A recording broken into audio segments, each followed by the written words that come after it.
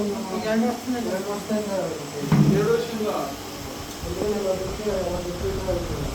Injection miss ಮಾಡ್ತಾರೆ. ಇದು ಆಮೇಲೆ ಗುಳೆನ ಸೋತ್ ಬಿಟ್ಟಿದ ಅಂತ ಹೇಳ್ತಾರೆ ಡಾಕ್ಟ್ರು.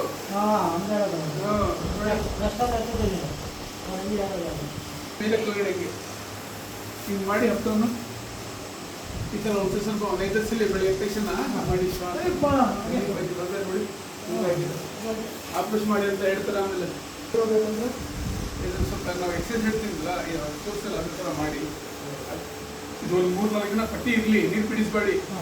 ಆಮೇಲೆ ಆಯಿಲ್ ಕೊಡ್ತೀನಿ, ಅದು ಸ್ವಲ್ಪ ಡೈಲಿ ರಾತ್ರಿ ಮಲಿಗುವಾಗ ಹಾಕ್ಕೊಳ್ಳಿ, ಬೆಳಗ್ಗೆ ಬಿಸಿ ಬಿಡಿರಿ. ಸ್ವಲ್ಪ ಎಕ್ಸಸೈಸ್ ಹೇಳ್ತೀನಿ, ಅದ್ರ ಎಕ್ಸಸೈಸ್ ಮಾಡಿ. ಇಲ್ಲಿ ಗ್ಯಾಪ್ ಬಂದ್ಬಿಟ್ಟಿದೆ, ಅದು ಗ್ಯಾಪ್ ಹೋಗ್ಬೇಕು. ದೇವರಿಂದ ಗ್ಯಾಪ್ಗೆ ಬೆಂಡಾಗಿಲ್ಲ, ಇಲ್ಲಾಂದ್ರೆ ಕಾಲಿಗೆ ಬೆಂಡಾಗ್ಬಿಡ್ತದೆ.